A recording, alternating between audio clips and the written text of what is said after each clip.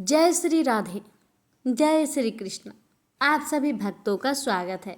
आज के वीडियो में आप सुनेंगे आषाढ़ अमावस की व्रत कथा। भक्तों, इस दिन सुबह पवित्र नदी या सरोवर में स्नान करें। स्नान के बाद पितरों का तर्पण करें। तिल और जौ का उपयोग करें। गरीबों या ब्राह्मणों को दान करें, जैसे अन्न, वस्त्र या फल। तुलसी या पीपल वृक्ष के नीचे दीपक अर्पित करें। पूरे दिन संयम में रहते हुए मंत्र जप या धर्म ग्रंथों का पाठ करें, जैसे ओम पितृदेवाय नमः। शाम को दीपक जलाकर पितरों का स्मरण करें और उन्हें मोक्ष व परिवार की सुख समृद्धि की प्रार्थना करें। तो आइए सुनते हैं व्रत कथा। एक समय की बात है, एक ब्राह्मण अपनी पत्नी के साथ रहता था। वो दोनों ही भगवान विष्णु के बहुत बड़े भक्त थे।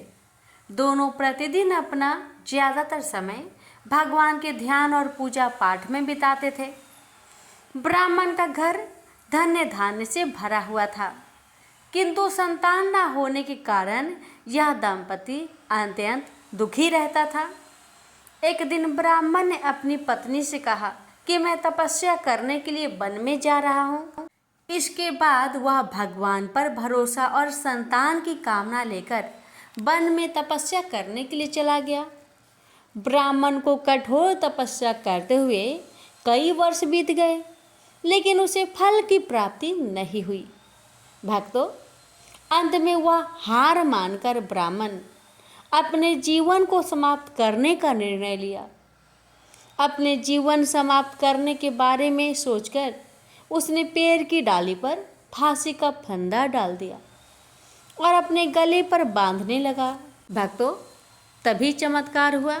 वहाँ पर अमावस्या माता प्रकट होकर बोली, हे ब्राह्मण, तुम्हारे भाग्य में 7 जन्म तक कोई संतान नहीं लिखा हुआ है, किंतु मैं तुम्हें 2 कन्या का वरदान देती हूँ।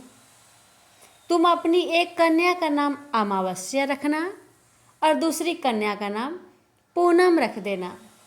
तुम अपनी स्त्री से कहना कि वह 1 वर्ष तक अमावस्या का व्रत रखे और अमावस्या के दिन 1 कटोरी चावल भरकर उस पर दक्षिणा रखकर दान कर दे। अमावस्या माता की बातें सुनकर ब्राह्मण घर को आया और ये पूरा वृत्तांत अपनी पत्नी को सुना दिया। अमावस्या माता के आदेश अनुसार ब्राह्मणी ने व्रत रखना आरंभ कर दिया। कुछ दिनों बाद ब्राह्मण के घर में 2 कन्याओं ने जन्म लिया, जिसमें एक कन्या का नाम अमावस्या रखा गया और दूसरी कन्या का नाम पूनम रखा गया। जब ब्राह्मण की दोनों बेटियां बड़ी हुई तो ब्राह्मण ने उनका विवाह कर दिया। बड़ी बहन अमावस्या धार्मिक प्रवृत्ति की थी। वह काफ़ी समय भगवान की पूजा अर्चना करती, धर्म कर्म में व्यतीत करती थी। इसके विपरीत पूनम भगवान को बिल्कुल ना मानती थी, ना पूजा पाठ करती थी, ना धार्मिक कर्म करती थी। बड़ी बहन अमावस्या के घर में सुख समृद्धि का भंडार था, क्योंकि बड़ी बहन पूजा पाठ करती थी, भगवान को मानती थी, धार्मिक कार्य करती थी। पर छोटी बहन के घर में दरिद्रता छाई हुई थी, क्योंकि वो अपनी बड़ी बहन से पूरी उल्टा थी। न पूजा पाठ करती थी, ना ही धार्मिक कर्म करती थी। तो एक समय की बात है, जब बड़ी बहन अमावस्या को अपनी छोटी बहन पूनम के बारे में पता चला कि वो बहुत दुखी है, तब बड़ी बहन यानी अमावस्या अपनी छोटी बहन के लिए ढेर सारा सामान लेकर उससे मिलने गई। छोटी बहन के घर पहुंचकर अमावस्या ने उसे 1 वर्ष तक अमावस का व्रत करने की सलाह दी। साथ ही अमावस्या ने व्रत को विधि पूर्वक करने के बारे में पूनम को बताते हुए कहा कि तुम 1 वर्ष तक अमावस्या का व्रत करना, पूरे विधि विधान के साथ करना और 1 कटोरे में चावल भरकर उसे दान कर देना। ऐसा करने से तुम्हारे सभी कष्ट अवश्य ही दूर हो जाएंगे और घर में सुख समृद्धि आएगी।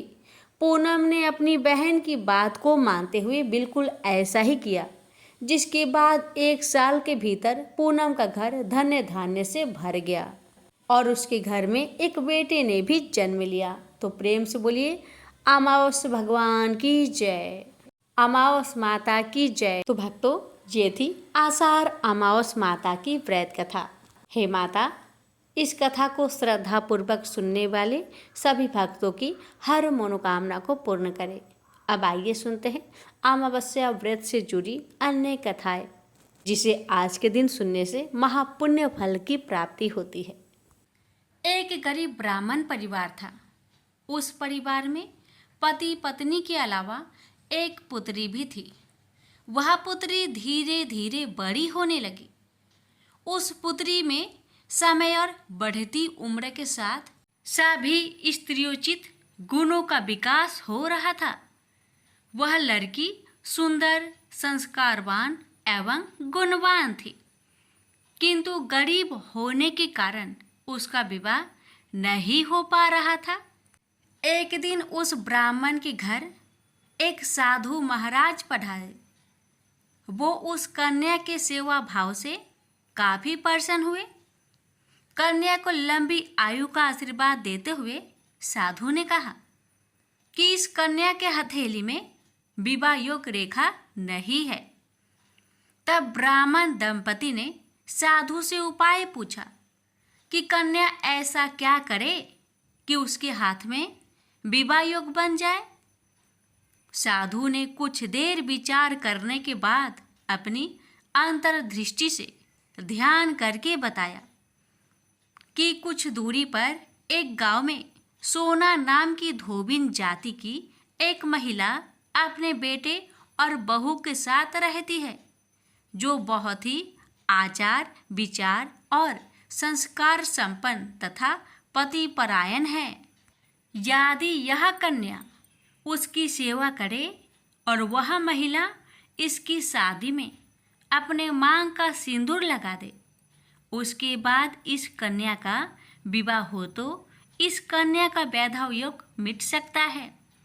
साधु ने ये भी बताया कि वह महिला कहीं आती जाती नहीं है। यह बात सुनकर ब्राह्मणी ने अपने बेटी से धोबिन की सेवा करने की बात कही। अगले दिन कन्या प्रातः काल ही उठकर सोना धोबिन के घर जाकर साफ सफाई और अन्य सारे काम करके अपने घर वापस आ जाती। एक दिन सोना धोबिन अपनी बहू से पूछती है कि तुम तो सुबह ही उठकर सारे काम कर लेती हो और पता भी नहीं चलता। बहू ने कहा, माँ जी, मैंने तो सोचा कि आप ही सुबह उठकर सारे काम खुद ही खत्म कर लेती हैं। मैं तो देर से उठती हूँ। इस पर दोनों सास बहू निगरानी करने लगी कि कौन है जो सुबह ही घर का सारा काम करके चला जाता है। कई दिनों के बाद धोबिन ने देखा कि एक कन्या मुंह अंधेरी घर में आती है और सारे काम करने के बाद चली जाती है। जब वह जाने लगी तो सोना धोबिन उसके पैरों पर गिर पड़ी। पूछने लगी कि आप कौन हैं और इस तरह छुपकर मेरे घर की चाकरी क्यों करती है। तब कन्या ने साधु द्वारा कही गई सारी बात बताई। सोना धोबिन पति परायण थी, उसमें तेज था।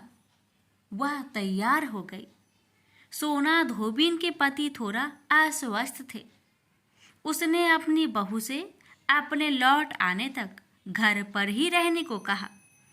सोना धोबिन ने जैसे ही अपने मांग का सिंदूर उस कन्या की मांग में लगाया, उसका पति मर गया। उसे इस बात का पता चल गया।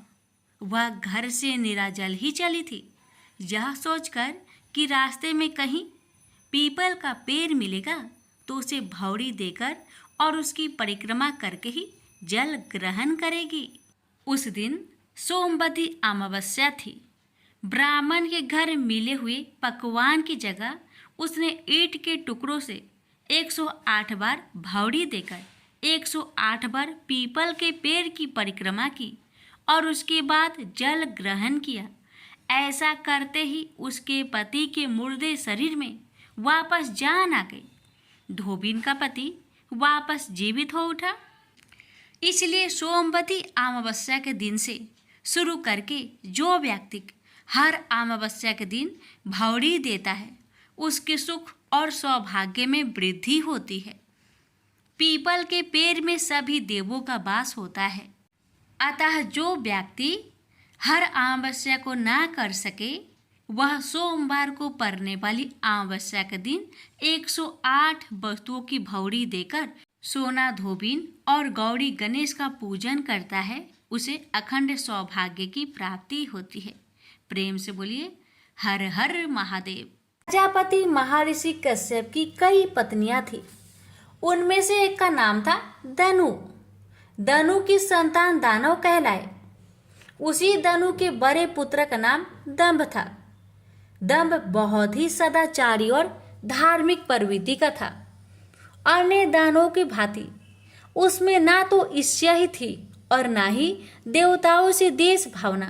वह विष्णु का भक्त था और उन्हीं की आराधना किया करता था, लेकिन उसे एक ही चिंता सताती रहती थी कि उसके कोई पुत्र ना था। आचार्य शुक्र ने उसे श्री कृष्ण मंत्र की दीक्षा दी। दंभ ने दीक्षा पाकर पुष्कर में महान अनुष्ठान किया। अनुष्ठान सफल हुआ। उसके अनुष्ठान से प्रसन्न होकर भगवान विष्णु प्रकट होकर बोले, बस मैं तुम्हारे अनुष्ठान से प्रसन्न हूँ, पर मांगो। दंभ बोला, भगवान यदि आप मेरी तपस्या से प्रसन्न है तो मुझे ऐसा पुत्र दे जो आपका भक्त हो और त्रिलोक की जय हो। उसे देवता भी युद्ध में ना जीत सके। भगवान विष्णु ने तथास्तु कहा और अंतर्ध्यान हो गए और दंभ प्रसन्नचित अपने घर लौट आया। गोलोक में श्री राधा ने श्री कृष्ण पार्षद श्री दामा को असुर होने का श्राप दिया था। श्राप मिलने पर वही दंभ की पत्नी के गर्भ में आया। जन्म होने के पश्चात दंभ ने अपने उस पुत्र का नाम शंखचूड़ रखा। जब वह कुछ बड़ा हुआ तो दंभ ने उसे मुनि जैगी शिष्य की देख रेख में रख दिया। मुनि जैगी शिष्य ने उसे शिक्षा दीक्षा दी। अपनी कुमार अवस्था में ही शंखचूड़ पुष्कर में पहुंचा और उस महान धार्मिक तप स्थली में ध्यान मग्न रहकर वर्षों तक ब्रह्मा जी की तपस्या करता रहा। उसकी घोर तपस्या से प्रसन्न होकर ब्रह्मा जी प्रकट होकर बोले, वत्स मैं तुम्हारी तपस्या से प्रसन्न हूँ, वर मांगो। पितामह मुझे ऐसा वरदान दीजिए कि मुझे देवता पराजित ना कर सके। शंखचूड़ ने कहा। ब्रह्मा जी ने उसे ऐसा ही वरदान दिया और श्री कृष्ण कवच प्रदान करते हुए उसे आदेश दिया, शंखचूड़ तुम बद्रिका आश्रम चले जाओ, वहां तुम्हारा भाग्य का सितारा उदय होने की प्रतीक्षा कर रहा है। आदेश मानकर शंखचूड़ बद्रिका आश्रम पहुंचा। वहां महाराज धर्मध्वज की पुत्री तुलसी भी तपस्या कर रही थी। दोनों का आपस में परिचय हुआ और ब्रह्मा जी की इच्छा अनुसार दोनों का विवाह हो गया। अपनी पत्नी को लेकर शंखचूड़ पुनः दैत्यपुरी लौट गया।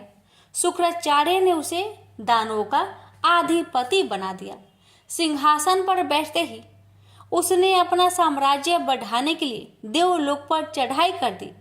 ब्रह्मा जी के वरदान के कारण वह अजय हो चुका था।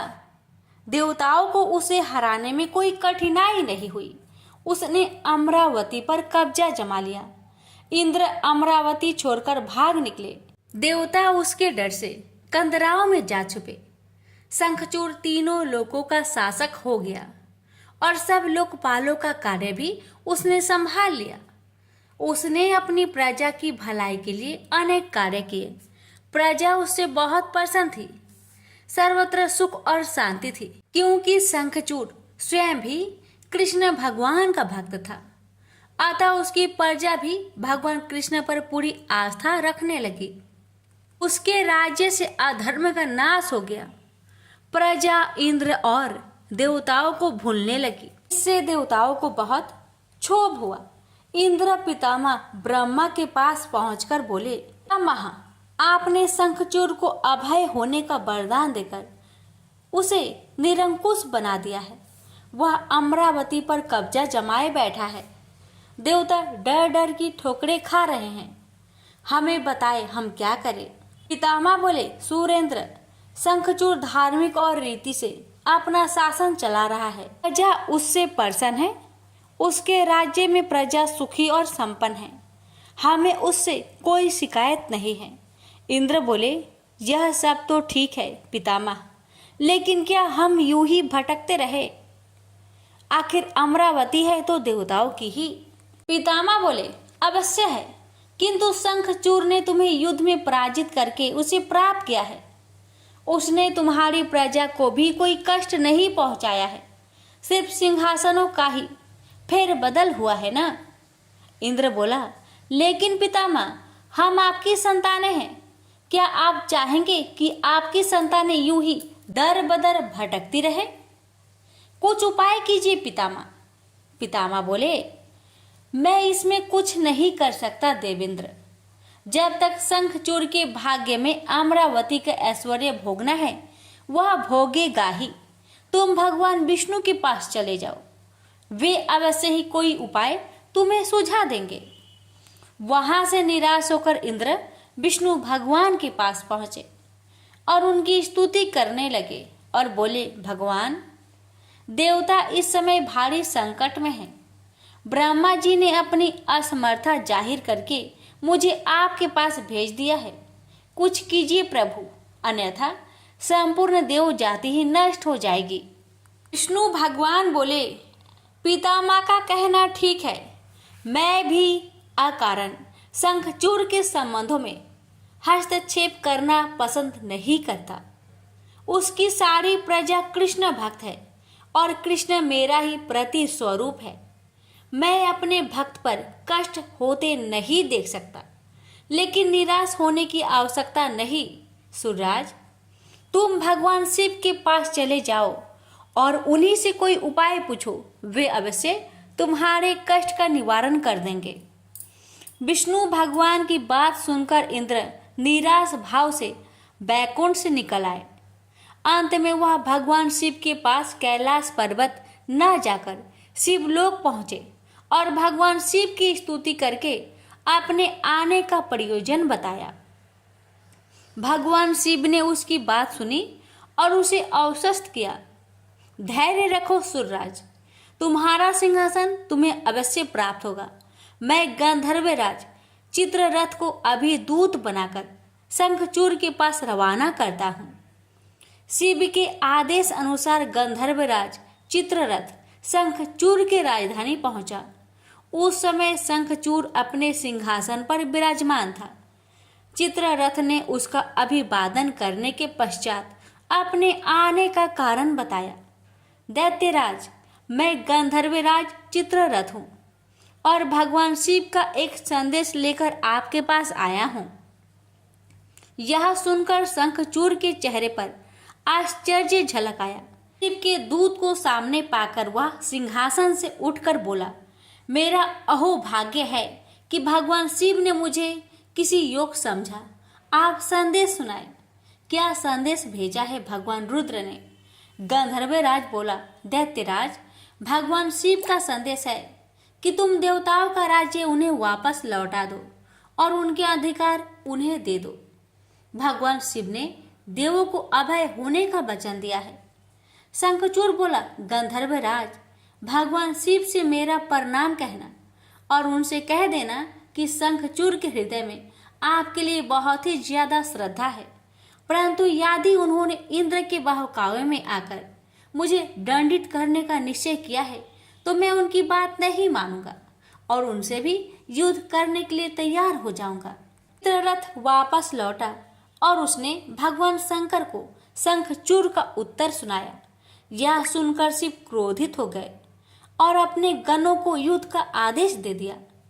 उधर शंखचूड़ ने अपने पुत्र का अभिषेक कर उसे दानवाधिपति बना दिया और अपनी पत्नी से बोला, मैंने युद्ध स्वीकार कर लिया है देवी, ईश्वर करे युद्ध में हमारी विजय हो। अब मुझे अनुमति दो, मेरी सेनाएं तैयार है। शंखचूड़ अपनी सेनाओं लेकर युद्ध भूमि में जा पहुंचा। दोनों सेनाओं गोमतत्र पर्वत के समीप एक दूसरे के आमने सामने आ खड़ी हुई। भगवान शिव ने शंखचूड़ के पास एक बार फिर संदेश भेजा कि वह नादानी ना करे और युद्ध से दूर रहकर उनकी बात मान ले, किंतु शंखचूड़ न माना और दोनों सेनाओं में घनघोर युद्ध छिड़ गया। भगवान शिव और शंखचूड़ आमने सामने डट गए। दोनों में अनेक अस्त्र शस्त्रों से युद्ध होने लगा। फिर भगवान शिव ने जैसे ही शंखचूड़ का वध करने के लिए त्रिशूल उठाया तो आकाशवाणी हुई, देवाधिदेव आप प्रलयंकर है, सर्वसमर्थ है, किंतु आपको मर्यादा की रक्षा करनी चाहिए। श्रुति की मर्यादा को नष्ट ना करे। जब तक शंखचूड़ के पास हरि का कवच है और जब तक उसकी पतिव्रता पत्नी मौजूद है तब तक उस पर बुढ़ापा नहीं आ सकता और ना ही उसकी मृत्यु हो सकती है। आकाशवाणी के खत्म होते ही शिव का त्रिशूल अपने आप रुक गया। तभी भगवान विष्णु प्रकट हुए। शिव से बोले, भगवान आपने तो मुझे बड़े धर्म संकट में डाल दिया है। आप ही ने तो इंद्र को मेरे पास भेजा और जब मैंने उसे अभय करने के लिए युद्ध आरंभ किया तो अब आपका ही कवच आड़े आ रहा है। अब आप ही कोई उपाय सोचिए। विष्णु बोले, शंखचूड़ के श्राप का समय अब समाप्त होने ही वाला है। भगवान अब इसे असुर योनि से मुक्त करके गोलोक भेजना पड़ेगा। यह कृष्ण भक्त है और कृष्ण मेरा ही प्रति स्वरूप है, अतः इसे वापस गोलोक भेजना होगा। फिर विष्णु ने एक ब्राह्मण का वेश धारण किया और शंखचूड़ के पास पहुंचकर बोले, दानवराज मैं एक निर्धन ब्राह्मण हूँ, कुछ पाने की आस के लिए आपके पास आया हूँ। शंखचूड़ बोला, मांगो वृषभवर, जो भी मेरे पास है उसे दे देने में मुझे किंचित भी विलंब नहीं लगेगा। मेरा सिर भी मांगोगे तो वह भी देने से मैं इनकार नहीं करूंगा। आप आदेश तो दो। ब्राह्मण भेषधारी विष्णु बोले, दैत्यराज मुझे आपका सिर नहीं आपका कवच चाहिए। बोलिए, देंगे अपना कवच। शंखचूड़ ने अपना कवच उतारकर ब्राह्मण भेषधारी विष्णु को सौंपते हुए कहा, अवश्य यदि भगवान कृष्ण की ऐसे ही इच्छा है तो ऐसा ही होगा। आप कवच ले जाइए। ब्राह्मण भेषधारी विष्णु कवच लेकर दैत्यपुरी पहुंचे। फिर उन्होंने शंखचूड़ का भेष धारण किया और राजमहल में जाकर शंखचूड़ की पत्नी तुलसी के पास पहुंचे। तुलसी ने उन्हें अपना पति ही समझा और उनका स्वागत किया। उस रात विष्णु शंखचूड़ के महल में ही ठहरे। अचानक ही पतिव्रता तुलसी को धोखे का आभास हुआ। वह चौंक कर बिस्तर से उठी, बोली, कौन है तू और मेरे साथ छल करने का तुम्हें साहस कैसे हुआ? जल्दी बोल, अन्यथा अपने पतिव्रत तेज से अभी भस्म करती हूँ। विष्णु अपने वास्तविक रूप में प्रकट हो गए। उन्होंने तुलसी को समझाते हुए कहा, सुनो जी, तुम्हारे पति का समय पूरा हुआ। एक श्राप के कारण ही उसे असुर योनि में आना पड़ा था। अब से वह गोलोक में रहेगा, क्योंकि तुम्हारा पतिव्रत धर्म ही उसकी रक्षा कर रहा था। इसलिए मुझे छल करके तुम्हें कलुषित करना पड़ा। तुलसी रोते हुए बोली, यह आपने अच्छा नहीं किया भगवान। क्यों मेरे साथ छल करके मेरा अस्तित्व नष्ट किया? मैं श्राप देती हूँ कि आज से आपको भी पत्थर बन जाना पड़ेगा। आप में दया ममता नहीं है, आप पत्थर है पत्थर। विष्णु बोले, और मैं भी तुम्हें वर देता हूँ तुलसी कि मेरे पत्थर बन जाने पर तुम्हें भी मेरे पास ही स्थान मिलेगा। भविष्य में लोग तुलसी और शालिग्राम की पूजा करेंगे। तुलसी के बगैर शालिग्राम की पूजा अधूरी रहेगी। उसके बाद विष्णु अंतर्ध्यान हो गए और युद्ध भूमि में खड़े शिव को अपनी दिव्य शक्ति से सब कुछ बता दिया। शंखचूड़ और शिव में पुनः युद्ध आरंभ हो गया, किंतु तुलसी के पतिव्रत धर्म नष्ट हो जाने से शंखचूड़ की शक्ति घट गई थी। अतः शिव ने अपना त्रिशूल उसकी ओर फेंका तो वह सीधा शंखचूड़ की हृदय स्थल को बेध गया। वातावरण में हजारों बिजलियां एक साथ कौंध गई। चारों दिशाएं कांप उठी और देखते ही देखते शंखचूड़ धरती पर जा गिरा। गिरते ही उसके प्राण पेखरू उड़ गए। श्राप से मुक्ति मिलते ही श्री दामा गोलोक जा पहुंचा। उसकी भस्म से एक शंख प्रकट हुआ जो कालांतर में भगवान शिव के हाथों की शोभा बना। देवताओं ने शिव की जय जयकार की और इंद्र को अपना सिंहासन पुनः प्राप्त हो गया। प्रेम से बोलिए हर हर महादेव। माता पार्वती की जय, लक्ष्मी नारायण की जय, तुलसी माता की जय, शालिग्राम भगवान की जय। श्री भगवान ने कहा, हे अर्जुन, अब मैं तुझे ईर्ष्या न करने के लिए इस परम गोपनीय ज्ञान को अनुभव सहित करता हूँ, जिसको जानकर तू इस दुख रूपी संसार से मुक्त हो सकेगा। यह ज्ञान सभी विद्याओं का राजा, सभी गोपनीयों से भी अति गोपनीय, परम पवित्र, परम श्रेष्ठ है। यह ज्ञान धर्म के अनुसार सुखपूर्वक कर्तव्य कर्म के द्वारा अविनाशी परमात्मा का प्रत्यक्ष अनुभव कराने वाला है। हे परंतप, इस धर्म के प्रति श्रद्धा न रखने वाले मनुष्य मुझे न प्राप्त होकर जन्म मृत्यु रूपी मार्ग से इस संसार में आते जाते रहते हैं। मेरे कारण ही यह सारा संसार दिखाई देता है और मैं ही इस संपूर्ण जगत में अदृश्य शक्ति रूप में सभी जगह स्थित हूँ। सभी प्राणी मुझ में ही स्थित है, परंतु मैं उनमें स्थित नहीं हूँ। हे अर्जुन, यह मेरी ऐश्वर्य पूर्ण योग शक्ति को देख। यह संपूर्ण सृष्टि मुझ में कभी स्थित नहीं रहती है, फिर भी मैं सभी प्राणियों का पालन पोषण करने वाला हूँ और सभी प्राणियों में शक्ति रूप में स्थित हूँ, परंतु मेरा आत्मा सभी प्राणियों में स्थित नहीं रहता है, क्योंकि मैं ही सृष्टि का मूल कारण हूँ। इस प्रकार सभी जगह बहने वाली महान वायु सदैव आकाश में स्थिर रहती है, उसी प्रकार सभी प्राणी मुझ में स्थिर रहते हैं। हे कुंती पुत्र, कल्प के अंत में सभी प्राणी मेरे प्रकृति में प्रवेश करके विलीन हो जाते हैं और अगले कल्प के आरंभ में उनको अपनी इच्छा शक्ति से फिर उत्पन्न करता हूँ। 84 लाख योनियों में सभी प्राणी अपनी इच्छा शक्ति के कारण बार बार मेरी इच्छा शक्ति से विलीन उत्पन्न होते रहते हैं। यह सभी पूर्ण रूप से स्वतः मेरी इच्छा शक्ति के अधीन होते हैं।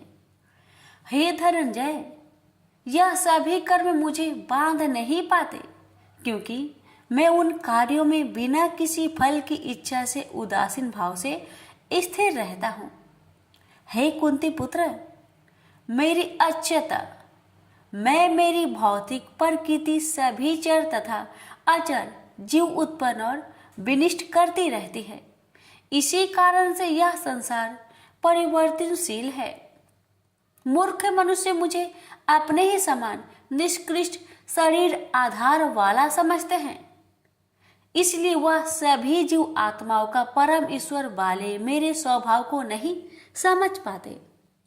ऐसे मनुष्य कभी न पूर्ण होने वाली आशा में, कभी न पूर्ण होने वाले कर्मों में और कभी न प्राप्त होने वाले ज्ञान में विशेष रूप से मोहग्रस्त हुए मेरी मोहने वाली भौतिक प्रकृति की ओर आकर्षित होकर निश्चित रूप से राक्षसी वृत्ति और असुरी स्वभाव धारण किए रहते हैं।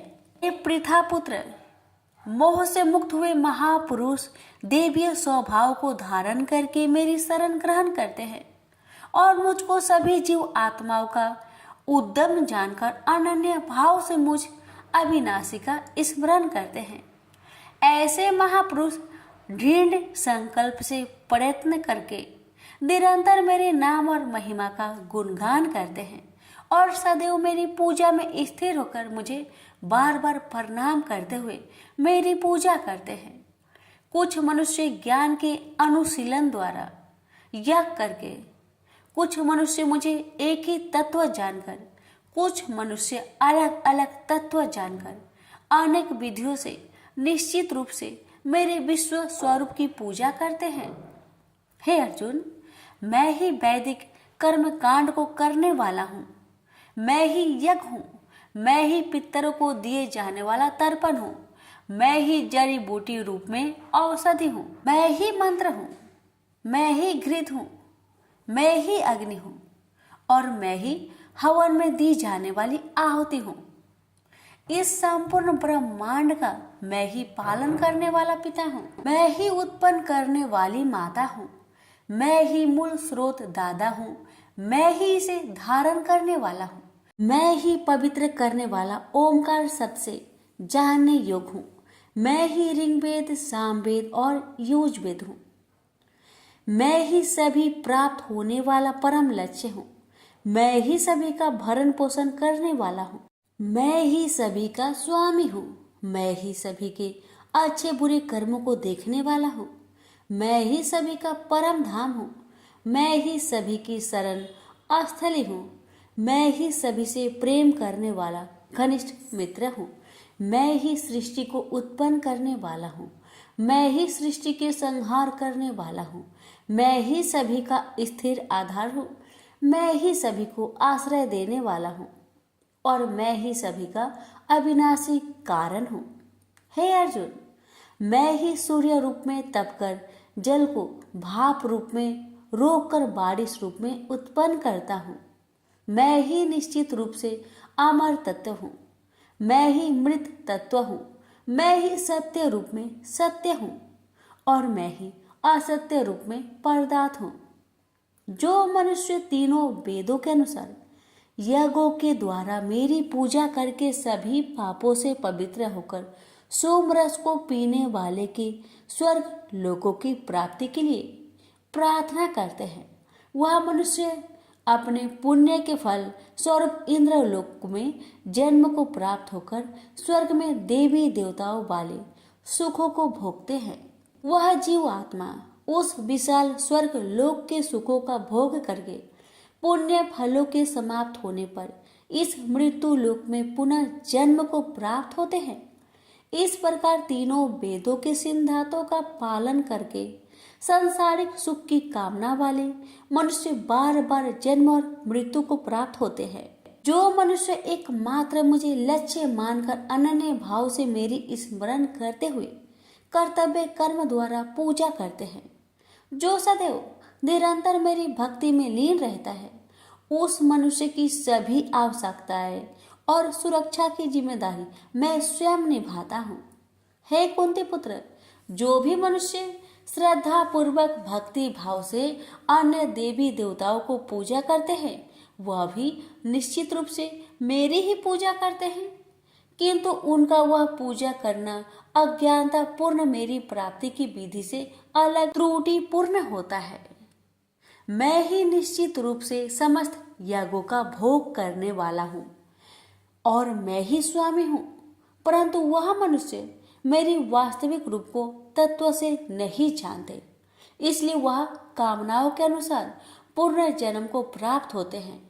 जो मनुष्य देवताओं की पूजा करते हैं वह देवताओं को प्राप्त होते हैं, जो अपने पूर्वजों की पूजा करते हैं वह पूर्वजों को प्राप्त होते हैं, जो भूतों की पूजा करते हैं वह उन भूतों के कुल को प्राप्त होते हैं, परंतु जो मनुष्य मेरी पूजा करते हैं वह मुझे ही प्राप्त होते हैं। जो मनुष्य एक पत्ता, एक फूल, एक फल, थोड़ा सा जल और कुछ भी निष्काम भक्ति भाव से अर्पित करता है, उस शुद्ध भक्त का निष्काम भक्ति भाव से अर्पित किया हुआ सभी कुछ मैं स्वीकार करता हूँ। हे कुंती पुत्र, तू जो भी कर्म करता है, जो भी खाता है, जो भी हवन करता है, जो भी दान देता है और जो भी तपस्या करता है, उस सभी को मुझे समर्पित करते हुए कर। इस प्रकार तू समस्त अच्छे और बुरे कर्मों के फलों के बंधन से मुक्त हो जाएगा और मन से सभी सांसारिक कर्मों को त्याग कर मन को परमात्मा में स्थिर करके विशेष रूप से मुक्त होकर मुझे ही प्राप्त होगा। मैं सभी प्राणियों में समान रूप से स्थित हूँ। सृष्टि में न किसी से देश रखता हूँ और न ही कोई मेरा प्रिय है, परंतु जो मनुष्य शुद्ध भक्ति भाव से मेरा स्मरण करता है तब वह मुझ में स्थिर रहता है और मैं भी निश्चित रूप से उसमें स्थिर रहता हूँ। यदि कोई भी अत्यंत दुराचारी मनुष्य अनन्य भाव से मेरा निरंतर स्मरण करता है तो वह निश्चित रूप से साधु ही समझना चाहिए, क्योंकि वह संपूर्ण रूप से मेरी भक्ति में स्थित है। हे अर्जुन, वह शीघ्र ही मन से शुद्ध होकर धर्म का आचरण करता हुआ चिर अस्थायी परम शांति को प्राप्त होता है। इसलिए तू निश्चित होकर घोषित कर दे कि मेरा भक्त कभी नष्ट नहीं होता। हे पृथा पुत्र, स्त्री, वैश्य, शूद्र, अन्य किसी भी निम्न योनि में उत्पन्न होने वाले मनुष्य हो, वह भी मेरी शरण ग्रहण करके मेरी परम धाम को ही प्राप्त होते हैं। तो फिर पुण्य आत्मा ब्राह्मणों, भक्तों और राजश्री क्षत्रियों का तो कहना ही क्या। इसलिए तू क्षण में नष्ट होने वाले दुख से भरे हुए इस जीवन में निरंतर मेरा ही स्मरण कर। हे अर्जुन, तू मुझ में ही मन को स्थिर कर, मेरा ही भक्त बन, मेरी ही पूजा कर और मुझे ही प्रणाम कर।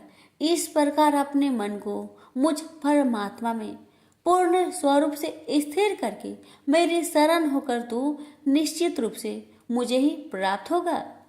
इस प्रकार उपनिषद, ब्रह्म विद्या तथा योग शास्त्र रूप श्रीमद् भागवत गीता के श्री कृष्ण अर्जुन संवाद में राजविद्या योग नाम का 9वां अध्याय संपूर्ण हुआ। प्रेम से बोलिए श्री कृष्ण भगवान की जय। आप सुनेंगे 9वां अध्याय का महात्म्य। श्री नारायण जी बोले, हे लक्ष्मी जी, दक्षिण देश में एक भाव सुशर्मा नामक क्षुद्र रहता था। वह बड़ा पापी और मांस मदिरा भक्षी था। एक दिन मदिरा पीने से उसकी देह छूट गई और मरकर प्रेत हुआ। वृक्ष पर बैठ गया। एक ब्राह्मण भी उसी नगर में रहता था। दिन को भिक्षा मांगकर स्त्री को लाकर देता। नारी उसकी कलहनी थी। समय पाकर उन दोनों ने प्राण त्यागे और वह दोनों मरकर प्रेत हुए और वह भी उस वृक्ष के तले में आकर रहे। कुछ काल व्यतीत हुआ। तब एक दिन उसकी नारी पिचासनी ने कहा, पुरुष पिचास, तुमको कुछ पिछले जन्म की खबर है? तब पिचास ने कहा, तूने पिछले जन्म में क्या साधना की थी जिससे तुझे खबर है? तब उस पिचास ने कहा, मैंने पिछले जन्म में एक ब्राह्मण से आध्यात्मिक कर्म सुना था। तब फिर पिचासनी ने कहा, तूने और कौन सी साधना की थी तथा वह ब्राह्मण कौन था और वह आध्यात्मिक कर्म कौन सा है जिसके सुनने से तुझे पिछले जन्म की खबर है? पिचास ने कहा, मैंने और कुछ पुण्य किया, केवल गीता जी का श्लोक श्रवण किया। उसका प्रयोजन यह है कि एक समय अर्जुन ने श्री कृष्ण से 3 बातें पूछी थी जो गीता जी की 9वें अध्याय में लिखी है। वह तीनों बातें पिचासनी ने पिचास से श्रवण करी। इन बातों के सुनते ही एक और प्रेत उस वृक्ष से निकला। उसने कहा, अरे पिचासनी, यह 3 बातें फिर से कहो जो अभी सुना रही थी। पिचासनी ने कहा, तू कौन है? मैं तुझे नहीं जानती। मैं अपने पति से पूछती हूँ वह कर्म कौन था जिससे पिछले जन्म की बातें याद रही। तब उसके पति ने पुनः तीनों बातें सुनाई, जिनके सुनते ही वह तीनों प्रेत योनि से छूटकर देव देही धारण कर विमानों पर बैठकर बैकुंठ को गए।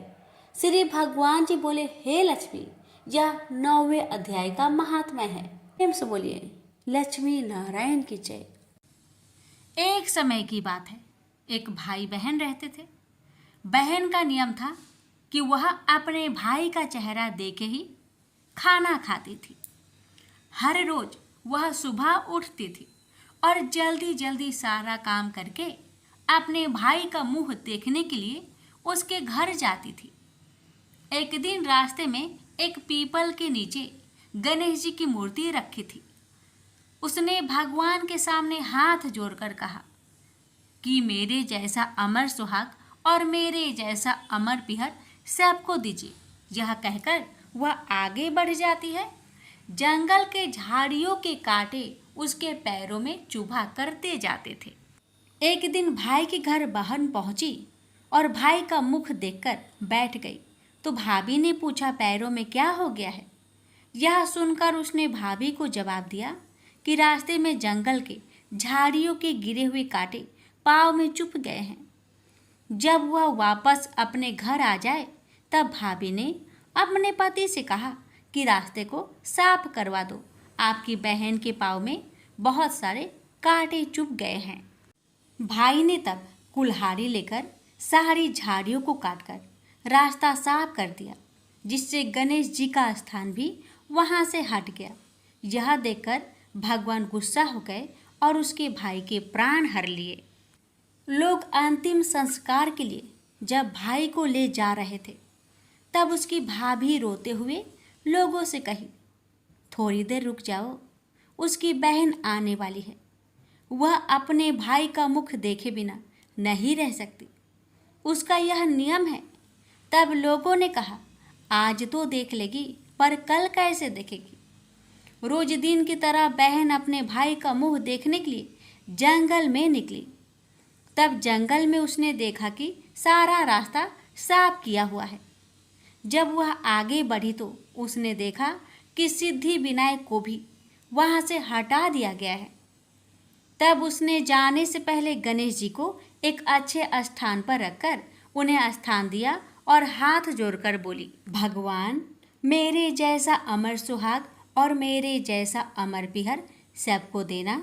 और फिर बोलकर आगे निकल गई। भगवान तब सोचने लगे, अगर इसकी नहीं सुनी तो हमें कौन मानेगा, हमें कौन पूजेगा?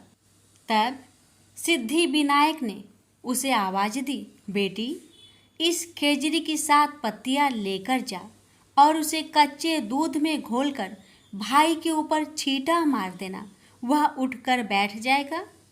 यह सुनकर जब बहन पीछे मुड़ी तो वहाँ कोई नहीं था। फिर वह यह सोचने लगी कि ठीक है, जैसा सुना वैसा कर लेती हूँ। फिर वह 7 खेजड़ी की पत्तियां लेकर अपने भाई के घर पहुंची। उसने देखा वहाँ कई लोग बैठे हुए हैं, भाभी बैठी रो रही है और भाई की लाश रखी है। तब उसने उस 7 पत्तियों को बताए हुए नियम के तहत भाई के ऊपर इस्तेमाल किया। तब भाई उठकर बैठ गया। भाई बोला बहन से, बोला मुझे बहुत ही गहरी नींद आ गई थी। तब बहन बोली, यह नींद किसी दुश्मन को भी ना आए, और उसने सारी बात अपने भाई को बता दी। तो मान्यता के अनुसार ये है गणेश जी की चमत्कारी कथा। प्रेम से बोलिए गणेश भगवान जी की जय हो।